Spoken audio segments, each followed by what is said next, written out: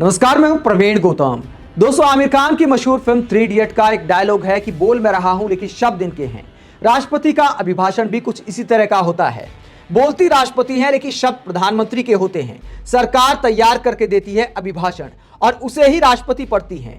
लेकिन दोस्तों, फिल्मी डायलॉग और राष्ट्रपति के अभिभाषण में अंतर होता है। सरकार में जो लोग भाषण तैयार करते हैं या फिर प्रधानमंत्री की निगरानी में ऐसा किया जाता है, तो इस बात का ध्यान रखना चाहिए कि राष्ट्रपति पद की गरिमा होती है और राष्ट्रपति किसी एक पार्टी के नहीं होते, पूरे देश के होते हैं। लेकिन आज राष्ट्रपति के जरिए जो बुलवाया गया वो दिखाता है कि चुनाव में जो पीएम मोदी की छवि को झटका लगा है, उसे पीएम मोदी ने दिल पर ले लिया है। हर तरह से यह साबित करने की कोशिश की जा रही है कि चुनाव विपक्ष की बुरी हार है और पीएम मोदी की महान विजय है।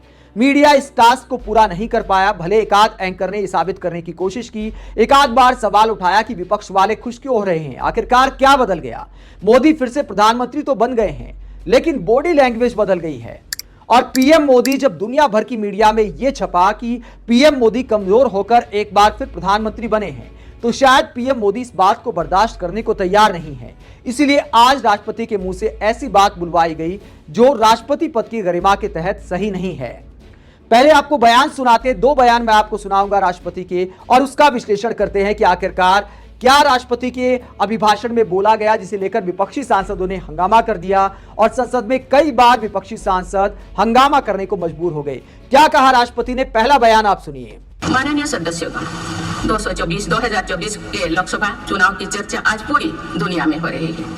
दुनिया देख रही है कि भारत के लोगों में लगातार तीसरी बार स्थिर और स्पष्ट बहुमत की सरकार बनाएगी।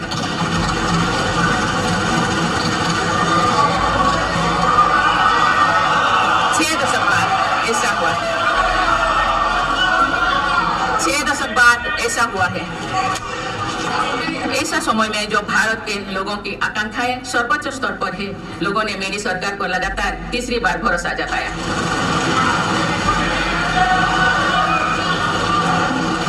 भारत के लोगों को ये पूर्ण विश्वास है कि उनकी आकांक्षाएं सिर्फ मेरी सरकार ही पूरा कर सकती है। तो राष्ट्रपति के मुंह से बुलवाया गया कि भारत के लोगों को भरोसा है कि उनकी आकांक्षाएं सिर्फ मेरी सरकार पूरा कर सकती है, सिर्फ मेरी सरकार पूरा कर सकती है। भारत के लोगों को यह लगता है, ये राष्ट्रपति के मुंह से बुलवाया गया। मेरी सरकार मतलब प्रधानमंत्री नरेंद्र मोदी की सरकार।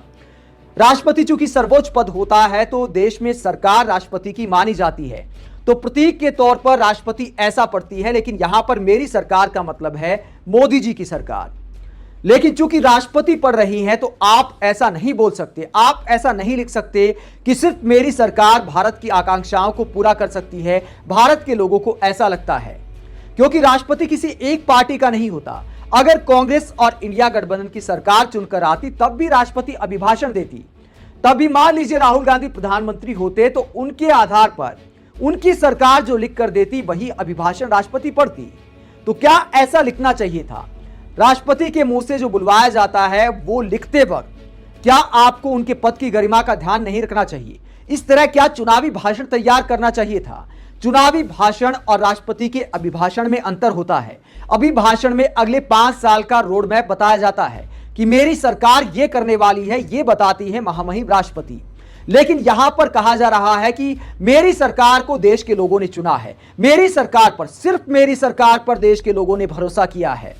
यह कहना ऐसा लग रहा था कि बीजेपी के नेता ने भाषण लिखा है, किसी सरकार ने नहीं, बल्कि सरकार का भाषण किसी एक पार्टी का नहीं होता। सरकार के बिहाफ पे एजेंडा बताया जाता है, रोड मैप बताया जाता है देश के विकास का। लेकिन यहां राष्ट्रपति के अभिभाषण में यह लिखा गया कि भारत के लोगों को लगा कि सिर्फ मेरी सरकार उनका भरोसा जीत सकती है, उनकी आकांक्षाओं को पूरा कर सकती है। तो ये दरअसल उस बात को साबित करना है कि देखिए, ये पीएम मोदी की महान विजय है।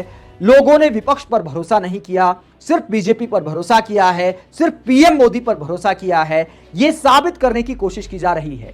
पीएम मोदी की छवि को, मोदी फैक्टर को, मोदी मैजिक को जो इस चुनाव में झटका लगा है, उसको गलत साबित करने के लिए पीएम मोदी ये सब करवा रहे हैं, जो सरासर राष्ट्रपति पद की गरिमा के खिलाफ है।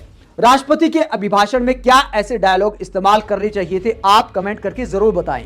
अब आपको दूसरा बयान मैं सुनाता हूं राष्ट्रपति का। कल आपको याद होगा कि जब स्पीकर बनने के बाद ओम बिरला ने 1975 की इमरजेंसी को याद करते हुए निंदा प्रस्ताव लाया था, तब भी विपक्षी सांसदों ने सवाल उठाया था कि आज पेपर लीक इतना बड़ा मुद्दा बन गया है, बेरोजगारी इतना बड़ा मुद्दा बन गया है और आप देश को 1975 में पहुंचा देते हैं। आज राष्ट्रपति के अभिभाषण में भी मोदी सरकार ने उनसे ये बुलवाया और क्या कहती हैं राष्ट्रपति, जरा सुनिए। आज 27 जून है। 25 जून 1975 को लागू हुआ आपातकाल संविधान पर सीधे हमले का सबसे बड़ा और काला अध्याय था।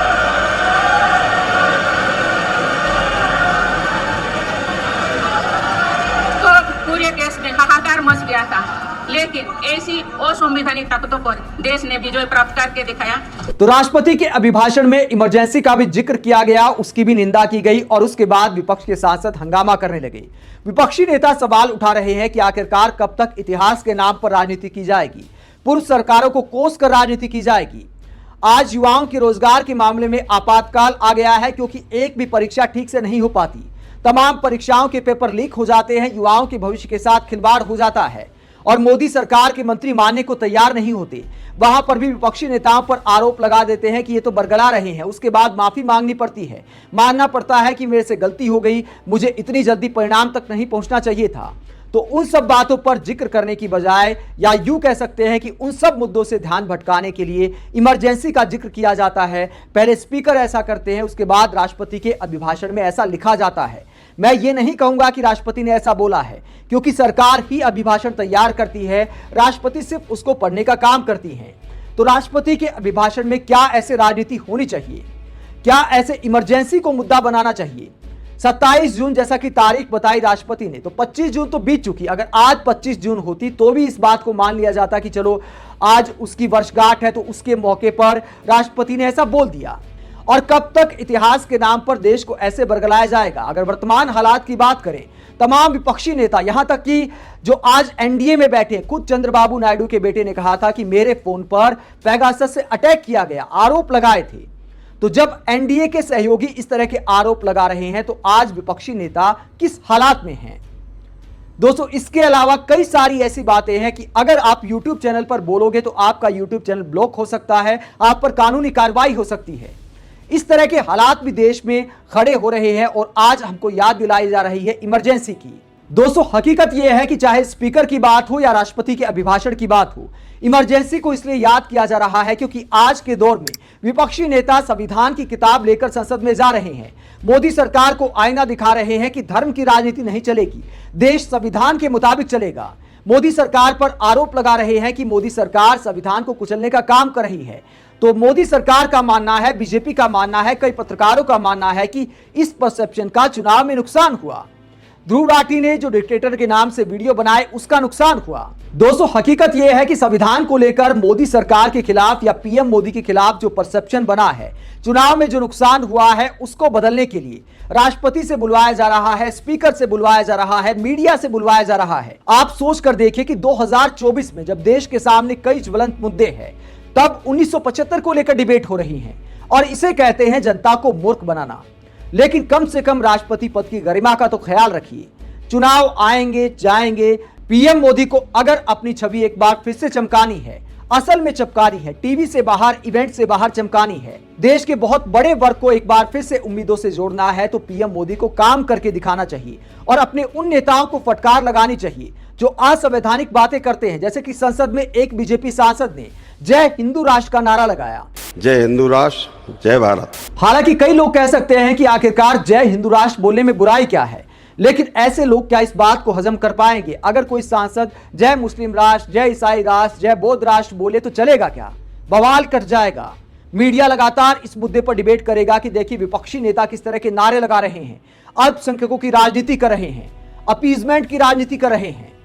तो जब देश में सब धर्म बराबर हैं, भारत धर्मनिरपेक्ष देश है, तो किसी धर्म का ऐसा नारा, किसी धर्म के नाम पर राष्ट्र को बता देना सरासर अलोकतांत्रिक है। तो पीएम मोदी को अगर बीजेपी सरकार की छवि बचानी है, अगर यह साबित करना है कि उनकी सरकार संविधान का सर्वोच्च सम्मान करती है, तो अपने ऐसे नेताओं को फटकार लगानी चाहिए। जब भी ऐसे बयान सामने आए तो कम से कम इतना बोल देना चाहिए कि मैं आपको दिल से माफ नहीं कर पाऊंगा, मैं अपने मन से माफ नहीं कर पाऊंगा। आप राष्ट्रपति के अभिभाषण में ऐसे शब्दों के इस्तेमाल को लेकर क्या सोचते हैं कि भारत के लोगों को लगा कि सिर्फ मेरी सरकार ही उनका भला कर सकती है। कमेंट बॉक्स में अपनी राय जरूर दें। अगर आप हमारी पत्रकारिता को पसंद करते हैं तो थैंक्स के ऑप्शन के जरिए आर्थिक सहयोग भी दे सकते हैं। इसके अलावा वीडियो को लाइक करें, चैनल को सब्सक्राइब करें। नमस्कार।